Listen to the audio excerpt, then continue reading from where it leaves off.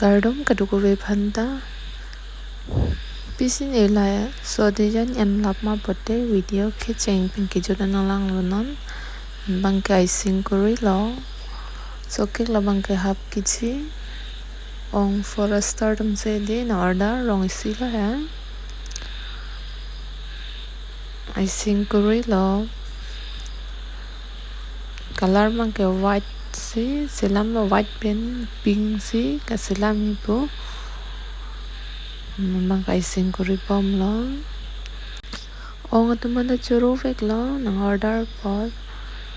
ansu se pachari panbom nang po ken anga bor idon pen pot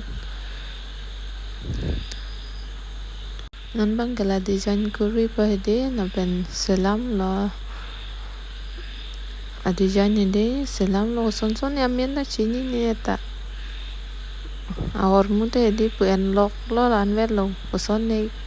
amen ता चीनी ने son दो विकलांग आके कमेन थे दी धोके के चीनी ने दो विकलांग हो ना सिंपल सलाम पोलान अनवेट मते दे नन बंग के लसो डिजाइन से सलाम ही पले हमारे दी चिलांग नो तक सबसे दी चिलोन Lesi yang nang me the so design bangke en lap lo aka prek design si selam tu rong lo pasang ko la si selam po pala hai amat en lap lo mat color bangke la beron bangke en lo la so ka design bang an se di la thak design an bang se en rong lo ke la bang di panai tu lap lo ke la an se white color ka selam tu lo सब so di chilon de si pu ke chilang ban de a design bang hai na so design de selam ver da hai hom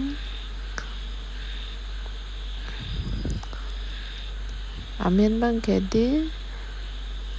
clarnica in tipi pas angko bang adi ni amen ke tok bang ke arnica pu amen nang than kang adi ong amen nang than kang bang se teng wen dat lo bang ke la spray pen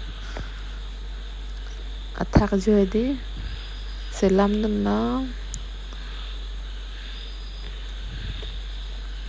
lo langme sen mama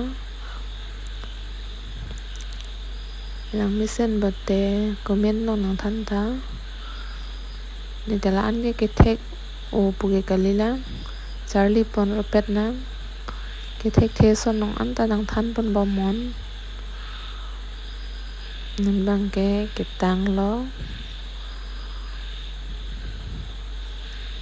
nan bang ke la design ke tang lap la hai jo la bang ke tang et pen final look lo la bang ke bini ke lan ve lo de ka pre video long le che tong thu lo nang